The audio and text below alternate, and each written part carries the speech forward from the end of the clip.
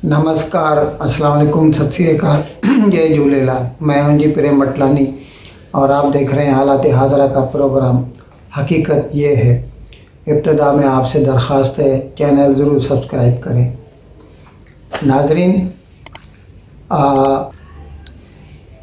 जो आदाद व शुमार आए हैं उससे ये पता चला है कि पहले 9 महीने, हिंदुस्तान का जो माली साल है वो 1 अप्रैल से शुरू होता है और 31 मार्च को ख़त्म होता है।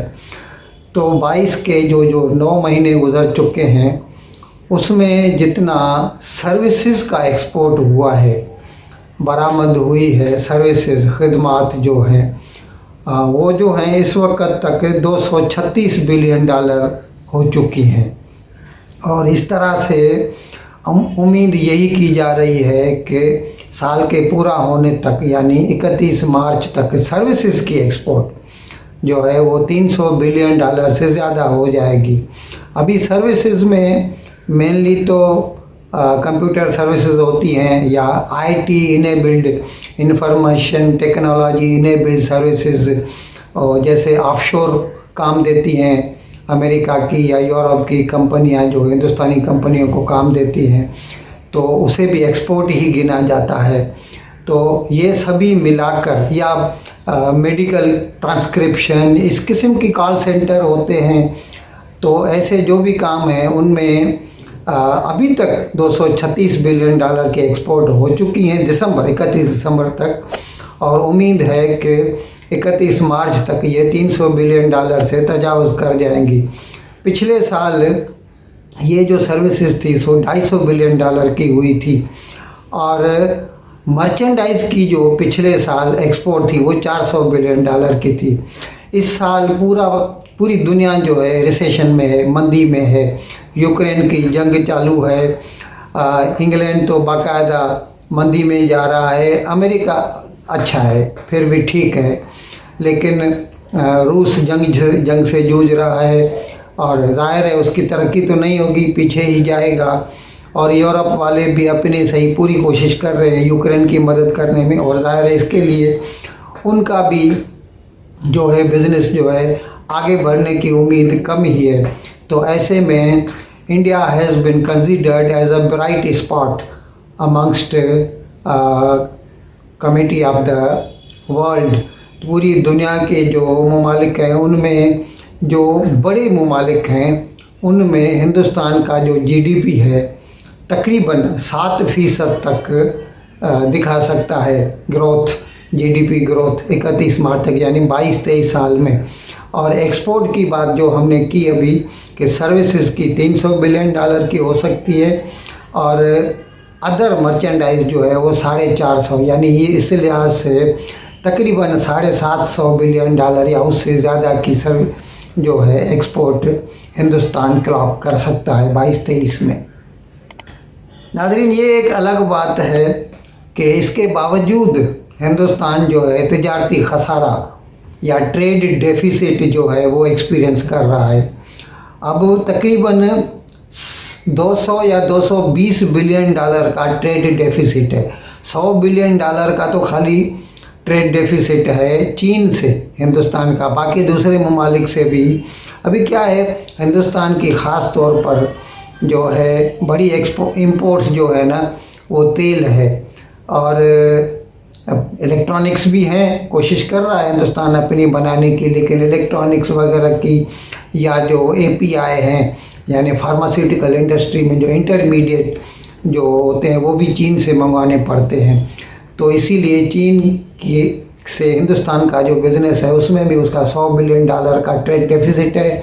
और ओवरऑल हिंदुस्तान का बावजूद इतने बरामदात बढ़ने के, निर्यात बढ़ने के, हिंदुस्तान का ट्रेड डेफिसिट जो है तकरीबन 220 बिलियन डॉलर हो सकता है 22-23 में। नाजरीन, 2-3 रोज़ केवल हमने आपको बताया था कराची शहर पे पुलिस का जो हेडक्वार्टर है उस पर तहरीक तालिबान वालों ने हमला किया था। अभी कुछ लोग बोल रहे थे 5-7 थे दहशतगर्द, लेकिन पता चला बाद में कि वो 3 थे, क्योंकि 3 लाशें मिली। एक ने अपने आप को अंदर जाके उड़ा दिया, शुरू तो किया था उन्होंने, एक हैंड ग्रेनेड फेंका था उसके ऊपर, और कोशिश थी उनकी कि पुलिस वालों को यरगमाल बनाए। ये अलग बात है कि फिर जब पाकिस्तान रेंजर्स और पुलिस के कमांडोज ने उनके ऊपर हमला किया तो रात के बीच उन तीनों को मार गिराया। लेकिन उसके बाद दुख की बात ये है, पाकिस्तान में इस वक्त पाकिस्तान सुप्रीम लीग जो है ना, उसकी क्रिकेट जो है टूर्नामेंट चालू है, और वो अलग अलग शहरों में उसके मुकाबले हो रहे हैं PSL के।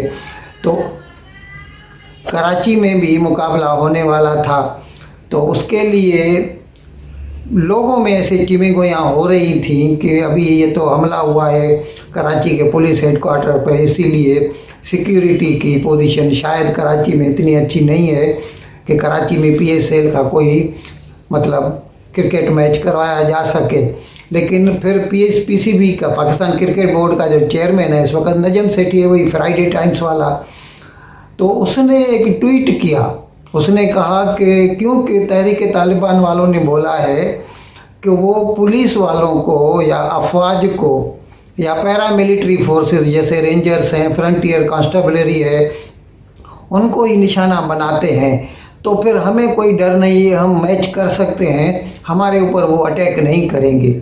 यानी ये इनसेंसिटिविटी की एक हद है, यानी बेहिसी जिसे कहें।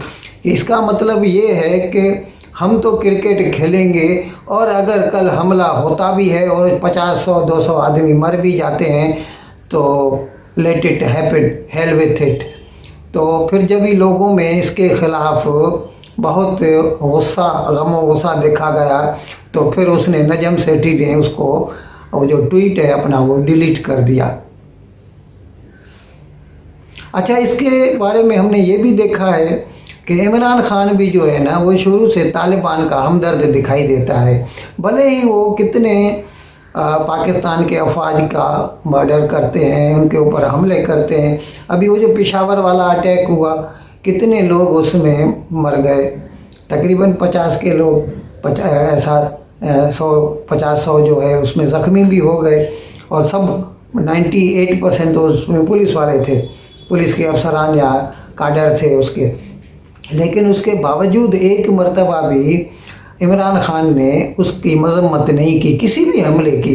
उल्टा वो तो कहता था कि मैंने तो कहा था कि ये जो 30,000 तालिबान या 40,000 तालिबान 15 अगस्त 21 के बाद अफ़गानिस्तान से आए, उनको सेटल करना चाहिए था। ये तो मेरी हुकूमत भी नहीं कर सकी, और उसके बाद जो हुकूमत आई यानी शहबाज शरीफ की, वो भी नहीं कर सकी। तो इसीलिए मतलब वो हमला करे, यानी वो एक लिहाज से उनके हमलों को जैसे जायज़ करार देता है। तो ये है पाकिस्तान के अशराफ या पाकिस्तान के जो सियासतदान हैं उनका हाल।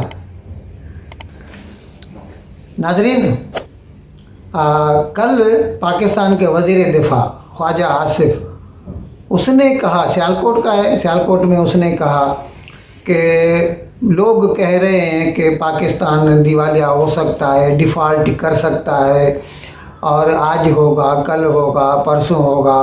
तो उसने कह दिया, मैं कहता हूँ पाकिस्तान दिवालिया हो चुका है, यानी Pakistan has already defaulted. Technically वो सही है, टेक्निकली इसीलिए सही है क्योंकि सऊदी अरेबिया ने पाकिस्तान को $3 बिलियन US बिलियन डॉलर दिए थे, डिपॉजिट रखा था स्टेट बैंक में, और उनको ये इंस्ट्रक्शन के साथ रखा था कि आप इसको इस्तेमाल नहीं करेंगे। तो वो सिर्फ इसीलिए था ताकि पाकिस्तान के जो फॉरेन एक्सचेंज के रिज़र्व्स बताए जाएं, तो कम से कम वो $3 बिलियन तो दिखाई दें। लेकिन अभी हालत ये है कि पाकिस्तान के जो फॉरेक्स रिज़र्व्स हैं वो अभी $2 बिलियन तक पहुंच गए हैं। तो मतलब जो उनको नहीं निकालने थे उसमें से भी $1 बिलियन पाकिस्तान सरकार निकाल चुकी है। और पाकिस्तान का जो हार्बर है, कराची हार्बर या पोर्ट कासिम जो है, वहाँ पर इतने जो है कंटेनर खड़े हैं, और उनकी LC मतलब भुनाने के लिए डॉलर नहीं है स्टेट बैंक के पास, और जो व्यापारी हैं वो LC हाथ में खड़े हैं कि हमें डॉलर दीजिए ताकि हम माल यहाँ से सी पोर्ट से लेके अपने गोदाम तक लेके जाएं और पाकिस्तान को बेच सकें, क्योंकि उन्होंने जो इंपोर्ट किया है तो लेकिन पाकिस्तान के पास डॉलर नहीं है। तो इस लिहाज से किसी हद तक ख्वाजा आसिफ सही कहता है कि technically Pakistan has already defaulted. अच्छा, वो उसके लिए फिर सबको एक ही मतलब लाइन में गिनता है, जैसे बोलता है ब्यूरोक्रेसी है, नौकरशाही है या सियासतदान है और अफवाज है, एस्टेब्लिशमेंट, सबको कहता है सब जिम्मेदार है इसके। लेकिन मैं कहता हूँ नहीं, सिर्फ़ और सिर्फ फ़ौज ज़िम्मेदार है इसके लिए, और वो भी पाकिस्तान की पंजाबी फ़ौज, जिन्होंने शुरू से लेकर अपना पेट भरने के लिए पाकिस्तान का पेट काटते रहे हैं। हिंदुस्तान की अफवाज 12 लाख है, पाकिस्तान की अफवाज 7 लाख है, आधे से भी ज़्यादा है। और उसके साथ साथ हर बात में पाकिस्तान हिंदुस्तान के साथ मुकाबला करता रहा है, चाहे वो एयरफोर्स हो, हवाई जहाज़ हो, टैंक हो, ड्रोन्स हो या कुछ भी हो, हर लिहाज से वो बैलेंस मेंटेन करने की करता है। ये अलग बात है कि उसकी इतनी कमाई है, नहीं तो जाहिर है वो बीच में आया था कि 100 ट्रिलियन का पाकिस्तान का रुपीस का जो है वो बजट बनता है, उसमें से 52 ट्रिलियन जो है वो तो चले जाते हैं डेट सर्विसिंग में, यानी पुराने जो कर्जे लिए हैं उसकी किस्त और सूद भरने में, और 30 से 35% चले जाते हैं फ़ौज के पास, यानी बाकी बचते हैं 15%, उसमें तनख्वाहें भी देनी है और तरक्की के काम भी करने हैं। तो इसी वजह ये अलग बात है कि पाकिस्तान को, क्योंकि वो फ्रंट लाइन स्टेट गिना जाता था अफ़गानिस्तान की जंग की वजह से, 79 में भी पाकिस्तान को बहुत सारे पैसे दिए अमेरिका ने, डॉलर दिए, तो उसकी वजह से उसको तकलीफ़ नहीं हुई। फिर 2001 में वो जो ओसामा बिन लादेन को पकड़ने के लिए या मतलब अफ़गानिस्तान के ऊपर हमला करने के लिए जॉर्ज बुश ने परवेज़ मुशर्रफ को कहा, उस वक़्त भी बहुत पैसे दिए उन्होंने, डॉलर दिए पाकिस्तान को। तो हर वक्त इनको ये मिलता रहा। अभी क्या है, 15 अगस्त 21 के बाद अमेरिका अफ़गानिस्तान से निकल चुका है, तो अभी उनको कोई ज़रूरत नहीं है पाकिस्तान को पैसा देने की। तो अभी इनको वो पिंच हो रहा है, अभी इनके पास पैसा है नहीं, कर्जा इतना उठा चुके हैं। अभी 26 बिलियन डॉलर तो चीन का सीपेक में लग चुका है और सामने तो कुछ दिखता नहीं, ग्वादर भी पूरा बना नहीं। ऐसी हालत में पाकिस्तान पहले जो कर्ज़े ले चुका है उनकी किस्त या उनके सूद कैसे भरेगा। तो इस लिहाज से हम कह सकते हैं कि ख्वाजा आसिफ का ये कहना दुरुस्त है कि पाकिस्तान हैज़ ऑलरेडी डिफ़ॉल्टेड। इन अल्फाज के साथ मैं आज का प्रोग्राम ख़त्म करने की आपसे इजाज़त चाहता हूँ, लेकिन विदाई लेने से पहले एक मरतबा फिर आपसे मेरी दरख्वास्त है कि जिस किसी साहब या साहिबा ने अब तक हमारे इस चैनल को सब्सक्राइब नहीं किया, अज़राए करम इसको जल्द से जल्द सब्सक्राइब करें, प्रोग्राम को लाइक करें, शेयर करें और घंटी का बटन दबाना न भूलें। बहुत बहुत शुक्रिया। खुदा हाफिज़।